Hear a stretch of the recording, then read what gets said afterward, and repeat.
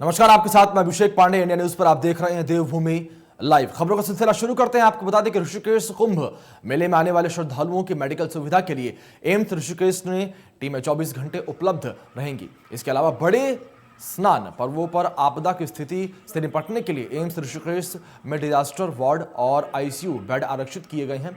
व्यवस्थाओं को परखने के लिए एम्स निदेशक बृहस्पतिवार को हल्द्वानी के सेक्टर चिकित्सालय पहुंचे और इस संबंध में उन्होंने चिकित्सकों को आवश्यक दिशा निर्देश जारी किए।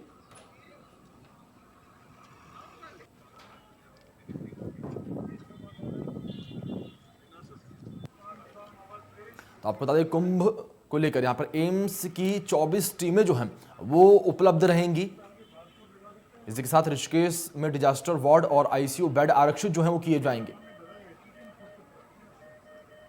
कोविड टेस्टिंग एरिया जो है वो भी यहां पर डेवलप किया गया। साथ ही आपको बता दें, कुंभ मेले में श्रद्धालुओं के लिए होगी मेडिकल सुविधा। कुंभ मेले में श्रद्धालुओं के लिए मेडिकल सुविधा जो है वो अब बनी रहेगी। और आपको बता दें कि एम्स ऋषिकेश की टीमें 24 घंटे यहां पर मौजूद रहेंगी। डिजास्टर वार्ड जो है वो भी यहां पर तैयार किया गया है और आपको बता दें कि जो बेड हैं वो कुछ आरक्षित किए जाएंगे और कुंभ मेले में श्रद्धालुओं के लिए मेडिकल सुविधा जो है वो यहां पर तैयार की गई है। कुंभ मेले को लेकर तैयारियां जो है वो जोरों शोरों पर है।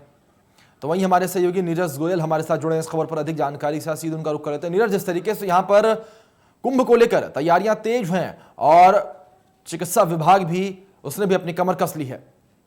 जी, मैं बता दूं, ऋषिकेश एम्स के जो डायरेक्टर हैं उनके द्वारा बताया गया कि कुंभ मेले के दौरान जितने भी वहां पर श्रद्धालु आएंगे उनको मेडिकल सुविधा देने के लिए एम्स प्रशासन 24 घंटे तत्पर है।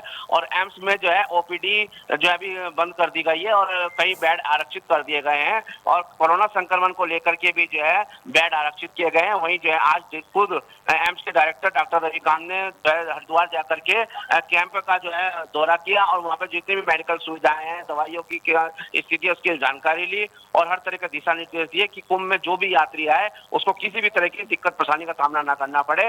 इन सभी तैयारियों का जायजा जो है एम्स के डायरेक्टर डॉक्टर रविकांत ने लिया। जी नीरज, अगर बात मेडिकल सुविधाओं को लेकर की जाए तो अगर आपने देखा तो किस तरीके से मेडिकल सुविधाएं यहाँ पर हैं, किस तरीके से मौजूद हैं? जी, डॉक्टरों की जो है एक टीम जो है 4 टीमें बनाई गई है जो अलग अलग स्थानों पर जो है तैनात की गई है और जो भी वहाँ पर यात्री आ रहे हैं, जो भी बाहर से श्रद्धालु आ रहे हैं, उनका कोविड टेस्ट भी किया जा रहा है और साथ में जो कोई बीमारी से भी आ रहा है उसका भी इलाज किया जा रहा है। वहीं सब तरह की तैयारियां प्रशासन द्वारा कर ली गई है और किसी भी स्थिति से निपटने के लिए ऐसा भी उम्मीद है कि अभी एक हफ्ते के अंदर भारी मात्रा में यात्री जो है तीर्थनगरी हरिद्वार और ऋषिकेश पहुंचेंगे। इसको देख करके भी जो है स्वास्थ्य विभाग द्वारा और एम्स प्रशासन द्वारा पूरी तैयारियां कर ली गई है और किसी भी स्थिति से निपटने के लिए एम्स प्रशासन पूरी तरह से तैयार है। जी नीरज, वहीं पे 24 घंटे डॉक्टर के उपलब्ध रहने की बात भी यहाँ पर कही जा रही है। जी, एम्स के डायरेक्टर ने कहा है कि जिस तरह से यात्री आएंगे तो 24 घंटे यहाँ पर मेडिकल सुविधाएं उपलब्ध रहेगी और जो है 2 टीमों में बांटा गया, 3 टीमें से बनाई गई, 8-8 घंटे की ड्यूटी देगी और 3 चरणों में जो है 24 घंटे सबको मेडिकल सुविधाएं मिलेंगी जो भी यात्री यहाँ पर आएगा कुंभ मेले के दौरान। जी नीरज, आप बने रहिए हमारे साथ। अभी कुछ देर में आपका एक बार फिर रुख करते हैं। इसी बीच आगे बढ़ेंगे। आपको बता दें कि उत्तराखंड सरकार द्वारा कुंभ मेला 2021 को देखते हुए नई जीएसओपी जारी की गई है। उसको देखते हुए प्रशासन अलर्ट मोड पर आ चुका है। आपको बता दें कि उत्तराखंड आने वाले यात्रियों को बॉर्डर पर रोका जा रहा है। पुलिस प्रशासन द्वारा यात्रियों की कोविड टेस्टिंग रिपोर्ट देखी जा रही है। जो लोग अपनी रिपोर्ट लेकर नहीं आ रही हैं उन्हें बॉर्डर से ही वापस भेज दिया जा रहा है। तो वहीं दूसरी तरफ लगातार कोरोना के बढ़ते मामले से व्यापारियों में काफी निराशा देखी जा रही है। आपको बता दें कि ऋषिकेश, स्वर्गाश्रम, लक्ष्मण झूला, इन सभी क्षेत्रों में लोग पिछले 2 साल से काफी मंदी की मार झेल रही हैं। अर्थव्यवस्था काफी कमजोर हो चुकी है और लोगों को कुंभ मेले को लेकर बड़ी उम्मीद थी कि कुंभ मेले के दौरान भारी मात्रा में यात्री आएंगे जिससे उनका व्यापार दोबारा चल पड़ेगा। लेकिन अब सरकार द्वारा बॉर्डर पर सुरक्षा व्यवस्था को लेकर जो चौकसी रखी जा रही है उससे अब व्यापार बिल्कुल ठप हो चुका है।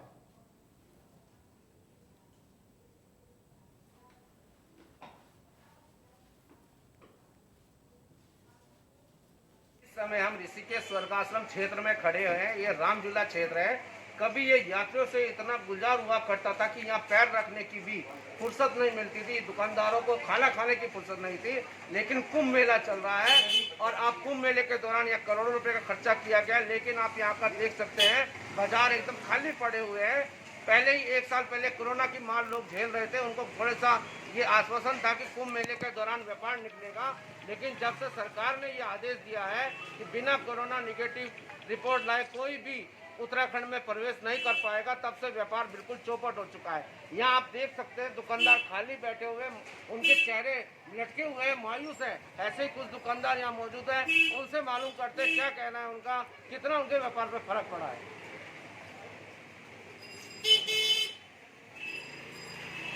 सर, आपका नाम क्या है और कुंभ मेले के दौरान इस टाइम आपका व्यापार पे क्या लाभ पड़ा है जो कोरोना गाइडलाइन आई है उससे? आपका नाम क्या है सर? क्या कहना है, किस तरह का असर पड़ा आपके व्यापार पे?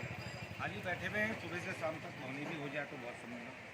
तो क्या सरकार से आप अनुरोध करना चाहते हैं? कुछ नहीं जी, सरकार तो जो इच्छा वो करे। इस टाइम यहाँ ही है कोरोना, बंगाल में तो कोरोना है ही। तो आपने देखा दुकानदारों के चेहरे लटके हुए हैं, सरकार के प्रति थोड़ा सा उनको द्वेष भावना भी, आक्रोश भी है कि बंगाल में चुनाव है, वहाँ पर कोरोना संक्रमण का कोई भी खतरा नहीं है, लेकिन उत्तराखंड में इस टाइम कुंभ चल रहा है और यहाँ पर जो है यात्रियों को जो है कोरोना रिपोर्ट लेकर आना है, इसलिए डर से यात्री आ भी नहीं रहे हैं और यहाँ व्यापार भी काफ़ी ठप है। और भी यहाँ यात्री दुकानदार हैं, उनसे ही मालूम बिल्कुल चौपट हो गया है। लॉकडाउन खत्म होने के बाद थोड़ा काम धंधा लोगों का उठा था और 2 रोटी का जुगाड़ हुआ था। और 5 राज्यों में चुनाव हो रहे हैं, अब कोरोना करके लोगों को डरा रहे हैं। जो यात्री बेचारा कुंभ में नहाने आ रहा है वो कोरोना की डर की वजह से वापस चला जा रहा है। अब जो 5 राज्यों में चुनाव हो रहे हैं वहाँ बताओ लाखों की भीड़ घूम रही है, वहाँ कोरोना नहीं है, वहाँ बिना मास्क के सब घूम रहे हैं। तो थोड़ा गाइडलाइन ऐसे करनी चाहिए जिससे यात्री बेचारा आ जाए और कुंभ के दर्शन में कर ले। तो जो रोजगार यहाँ चौपट हो रखा है वो यात्रियों की वजह से चलता है, तो यात्री नहीं आएगा बेचारे, ये हम लोग तो भूखे मर जाएंगे। सरकार को थोड़ा गाइडलाइन में ध्यान देना चाहिए, थोड़ा कानून में ढिलाई दे जिससे यात्री बेचारा आए। और यहाँ के दुकानदार लोग जो साल भर से बैठे हुए कि अब थोड़ा काम धंधा चलेगा, चारों राम के पट खुल रहे हैं, कुंभ का मेला लगेगा, काम धंधा चलेगा, और ऐसी सख्त गाइडलाइन करेंगे तो कौन आएगा यहाँ पे। लेकिन बाबूजी और कितना फर्क पड़ा आपके व्यापार पे? नाम साहब वीर सिंह राणा है। हाँ। फर्क बहुत पड़ा, साल भर से पूरा फर्क ही फर्क है। और महंगाई इतनी हो गई कि आदमी की नीचे में हवा खराब हो रही है। इतनी महंगाई, 1200 का तेल का कनस्तर 2200 का हो गया, 1200 का सिलेंडर 2100 का हो गया। क्या करे, यात्री को बोलते हैं वो लड़ता है। ये अच्छा नहीं किया सरकार, मोदी सरकार ने। और क्या कहना आपका? मैं निरंजन गोयल लक्ष्मण जिले से, मैं अपना यहाँ पे व्यापार कर रहा हूँ मैं काफ़ी सालों से। और जब से 22 मार्च 2020 में लॉकडाउन हुआ था और आज 2021 मतलब मार्च निकल चुका है, 1 साल पूरा इसका बावजूद भी हो गया है। व्यापारी अपने व्यापार से बहुत ज़्यादा वंचित होता जा रहा है। और यहाँ पे क्या है कि पर्यटन होने के नाते यहाँ का जो पूरा व्यापार है वो टूरिज्म पे ही निर्भर करता है। और फिर बीच में पुल की समस्या आने के बावजूद भी यहाँ पे व्यापार में काफ़ी फर्क पड़ा था। और यह है कि इस समय कुंभ चल रहा है, कुंभ से जो व्यापारियों को ज़्यादा उम्मीदें थी, ज़्यादा वो थी, उसमें भी कोई लाभ मिलता हुआ नजर नहीं आ रहा है। व्यापारी हर चीज़ से अपना क्या है कि बहुत ज़्यादा वंचित है और बहुत ज़्यादा परेशान है। मैं सरकार से यही आग्रह करूँगा, सरकार से अपील करूँगा कि थोड़ा सा व्यापारियों के लिए भी सोचें, कहीं ना कहीं थोड़ा सा। तो वहीं हमारे सहयोगी नीरज गोयल हमारे साथ जो बने हुए, एक बार फिर से उनका रुख कर लेते हैं। नीरज, जिस तरीके से यहाँ पर बातें चल रही हैं, व्यापार जो है काफी ठप है, तो ऐसे में जो भी दुकानदार हैं, जो भी व्यापारी हैं, उनका क्या कुछ कहना है और उनको क्या कुछ उम्मीदें मेले से थी? तपोवन ऋषिकेश क्षेत्र जो है पर्यटन स्थल है और जो भारतीय सैलानी और यात्री यहाँ पे आते हैं उन्हीं के ऊपर जो है ये व्यापार टिका हुआ है। लेकिन 1 साल से जो है पहले कोरोना संक्रमण के लॉकडाउन लगा था तो व्यापारी पहले ही जो है बर्बाद हो चुके थे, अर्थव्यवस्था काफी डाउन हो चुकी थी। अब उम्मीद थी कि कुंभ के दौरान जो है यात्री आएगा तो कुछ व्यापार उठेगा, लेकिन सरकार द्वारा जो नई SOP जारी की गई है कि जो भी उत्तराखंड में आएगा उसको जो है अपनी जो है कोरोना निगेटिव रिपोर्ट लेके आएगा तभी उसको आना पड़ेगा, प्रवेश दिया जाएगा, नहीं तो वापस भेज दिया जा रहा है। इसको देख करके राम झूला, लक्ष्मण झूला, तपोवन क्षेत्र में जो है सन्नाटा पकड़ा हुआ है और यात्री देखने को नहीं मिल रहा, जिससे जो जितने भी व्यापारी वर्ग है वो और होटल व्यवसायी हैं लगातार उनमें आक्रोश व्याप्त है सरकार के खिलाफ। उनका कहना है कि जहाँ चुनाव होते हैं वहाँ कोरोना नहीं फैलता है, और लेकिन जहाँ पर जो कुंभ हो रहा है और बड़ी आस्था का सवाल है यहाँ पर कोरोना के चलते जो है यात्रियों को नहीं आने दिया जा रहा है, जिससे लोग जो है काफी आक्रोशित है और उनकी जो है अर्थव्यवस्था, आर्थिक जो स्थिति है काफी खराब हो चुकी है, दाने दाने के लिए मोहताज हो चुके हैं। और कहते हैं कि सुबह से लेकर शाम तक हम इसी उम्मीद में रहते हैं कि कोई यात्री आए और हमारी बोनी बट्टा हो जाए। लेकिन जिस तरह से स्वर्ग आश्रम क्षेत्र में, रामझूला, लक्ष्मण झूला क्षेत्र में यात्री नहीं आ रहा है, वो दिन दूर नहीं कि जो है कुछ ना कोई भी घटना घट सकती है। व्यापारी वर्ग काफी परेशान है इसको लेकर के और जल्दी इस पर सरकार द्वारा कोई कदम नहीं उठाएगा इस तो जी जी बहुत बहुत शुक्रिया आपका हमारे साथ जुड़ने के लिए, इन तमाम जानकारियों को हम तक पहुंचाने के लिए।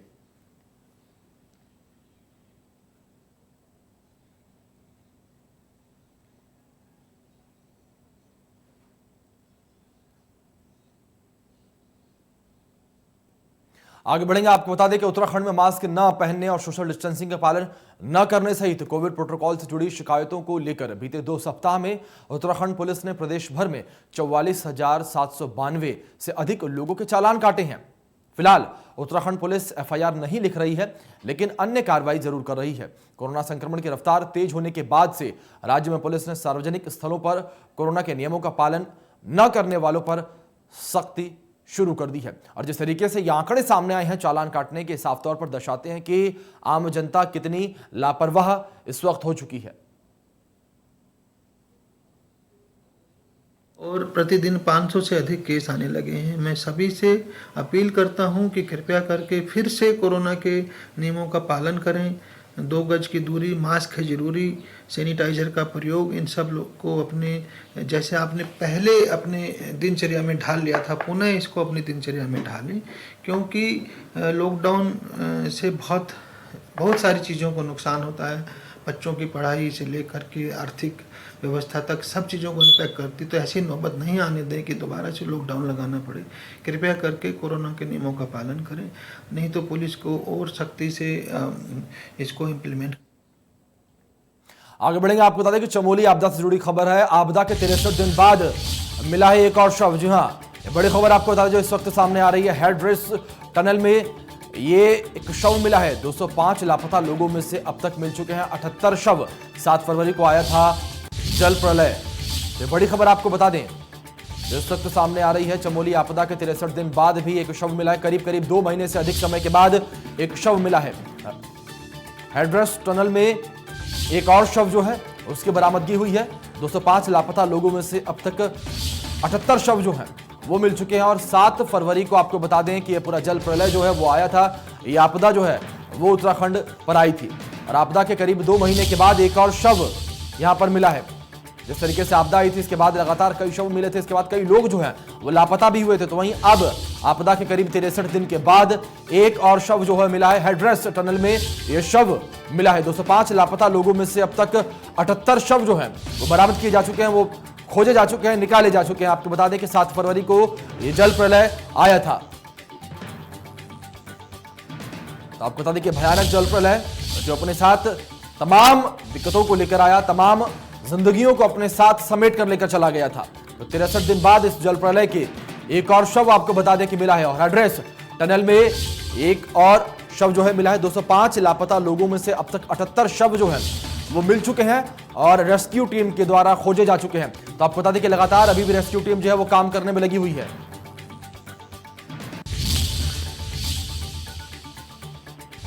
आगे बढ़ेंगे, आपको बता दें कि नैनीताल लोकसभा सीट से सांसद अजय भट्ट ने वन अग्नि को लेकर अधिकारियों की बैठक ली और सख्त दिशा निर्देश जारी किए। उन्होंने अधिकारियों से दावानल में हुए नुकसान का फीडबैक भी लिया। अजय भट्ट ने कहा कि अधिकारी जंगलों में लगी आग पर कड़ी नजर रखें और 24 घंटे अलर्ट पर रहें। उन्होंने कहा कि दावानल के लिहाज से बजट की कमी आगे नहीं आएगी। गौरतलब है कि कुमाऊं के जंगलों में लगी आग को बुझाने के लिए आया MI-17 हेलीकॉप्टर वापस हो गया है। विजिबिलिटी कम होने की वजह से हेलीकॉप्टर 2 दिन इंतजार करता रहा, लेकिन धुंध की वजह से हेलीकॉप्टर को उड़ान भरने में सफलता नहीं मिल सकी, जिसके चलते अब वो विभाग मैनुअल तरीके से आग पर काबू पाने पर कोशिशें कर रहा है। यदि जरूरत पड़ती है तो हेलीकॉप्टर को दोबारा बुलाया जाएगा। वहीं सीएम तीरथ सिंह रावत ने बनारस में कुंभ वाले बयान पर सफाई दी। उन्होंने कहा कि कभी कभी लोगों की जबान फिसल जाती है। ऐसा कहीं ऐसा होता है कि स्लिप ऑफ टंग कहते हैं, जैसे हम लोग कभी कभी ऐसा होता है कि जुबान फिसल जाती है। तीरथ जी जैसा डाउन टू अर्थ और बहुत ही निहायत शरीफ। आप अपना फ़ोन करके देखिए, आपका उत्तर आएगा और आपकी समस्याओं को समाधान के लिए उनका डेडिकेशन है। नहीं, अधिकारियों को हमने कहा कि चौकन्ना रहने की आवश्यकता है और पहले से हम लोग गांव वालों को साथ लेके चलते थे। ये जंगल जो हैं हमारे, ये हमारे लोगों के, हमारे पुरखों के, हमारे जो पूर्वज हैं उनके बनाए हुए हैं, तब ये आज तक धीरे धीरे आगे आए हैं। इसलिए पब्लिक पार्टनरशिप ज़रूर होनी चाहिए, लोगों की सहभागिता होनी चाहिए। हमने कहा इसके लिए आप अपने नीचे के रेंज ऑफिसरान हैं या फिर अफसरान हैं या फिर नीचे उससे भी कहीं पर आपके फॉरेस्टर होते हैं या जो आपके चौकीदार होते हैं, फॉरेस्ट गार्ड होते हैं, ये सारे लोगों को मिलाकर गांव के लोगों को भी अवेयर करें कि जंगलों को पुरानी तरह से ही हम ले जाएं। नहीं, ऐसा आगे बढ़ेंगे। इस बीच रुक करेंगे इस वक्त की बड़ी खबर का। आपको बता दें कि देहरादून से बड़ी खबर सामने आ रही है, जहां पर सभी दर्जाधारियों की सुविधाओं को वापस लेने का आदेश जो है जारी किया गया। आपको बता दें कि 2 दिनों के अंदर सुविधाओं को वापस लेने के आदेश जो हैं वो जारी किए गए हैं। मुख्य सचिव ने सुविधाएं वापस लेने के आदेश दिए हैं। सीएम तीरथ ने 120 दायित्वधारियों की छुट्टी की। सभी दायित्वधारियों से सरकारी सेवाएं खत्म करने के यहां पर आदेश जो हैं वो दिए गए हैं। तो इस वक्त ये बड़ी खबर आपको बता दें जो देहरादून से इस वक्त सामने आ रही है। सीएम तीरथ ने 120 दायित्वधारियों की छुट्टी की और आपको बता दें कि दर्जाधारियों की सुविधाओं को वापस लेने का एक बड़ा आदेश जो है वो सामने आया है।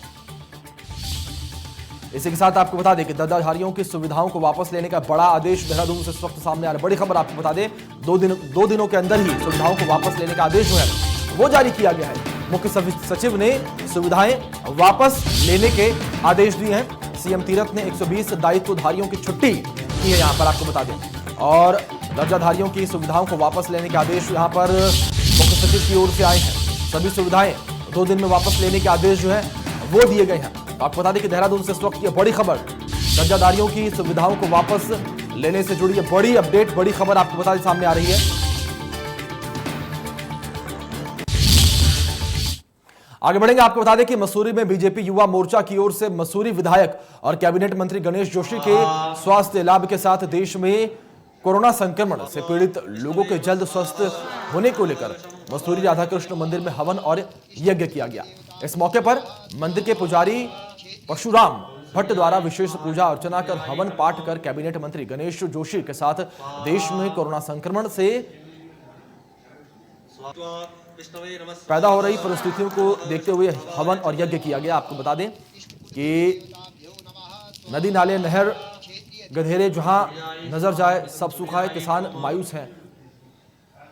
इन तमाम परेशानियों को लेकर यहां पर हवन किया गया और जिस तरीके से समाज में इस वक्त अशांति फैली हुई है, उस अशांति को देखते हुए समाज में शांति फैले, उस शांति को लेकर यहां पर हवन और यज्ञ किया गया। तस्वीरें आप देख सकते हैं अपने टीवी स्क्रीन पर। हमने उनके शीघ्र स्वास्थ्य लाभ हेतु और कोरोना जल्दी से जल्दी खत्म हो जाए हवन यज्ञ किया है, ताकि हमारे कैबिनेट मंत्री, हमारे प्यारे कैबिनेट मंत्री और हमारे क्षेत्र के जो विकास के एक धुरी हैं वो जल्दी से जल्दी हम तक वापस पहुंचे और अपने कार्य को फिर उसी तरह से करें। माननीय जो हमारे मसूरी विधानसभा के विधायक और वर्तमान में जो कैबिनेट मिनिस्टर हैं श्रीमान गणेश जोशी, उनको जो है कोविड पॉजिटिव होने के बाद सभी कार्यकर्ताओं का अपने मन से इससे पहले महिला मोर्चा ने किया, आज मसूरी में अपने इसके अध्यक्ष अपने अमित कुमार जी, अभिलाष जी और सारे युवा मोर्चा के साथी यहाँ पे हैं। तो आपको बता दें कि जिस तरीके से इस वक्त समाज में अशांति फैली हुई है, उस अशांति को देखते हुए, उस अशांति को शांत करने के लिए कि समाज में शांति फैले, उसको देखते हुए यहां पर बीजेपी कार्यकर्ताओं ने हवन पूजन किया। आगे बढ़ेंगे। आपको बता दें कि रुड़की की गंगनहर कोतवाली पुलिस ने अवैध नशे के खिलाफ अभियान चलाया। अभियान के दौरान पुलिस ने 2 युवकों को 13 लाख के स्मैक के साथ गिरफ्तार किया। आपको बता दें कि उच्च अधिकारियों के आदेश पर पिछले कई दिनों से अवैध नशे के खिलाफ अभियान चलाया जा रहा है। पकड़े गए दोनों युवकों के पास से पुलिस ने 58.07 ग्राम स्मैक जो है बरामद की है। साथ ही पकड़ी गई स्मैक की कीमत अंतर्राष्ट्रीय बाजार में 13 लाख रुपए की बताई जा रही है। साथ ही उनके पास से एक इलेक्ट्रॉनिक तराजू और 1100 रुपए नगद और 3 मोबाइल फोन भी बरामद किए गए।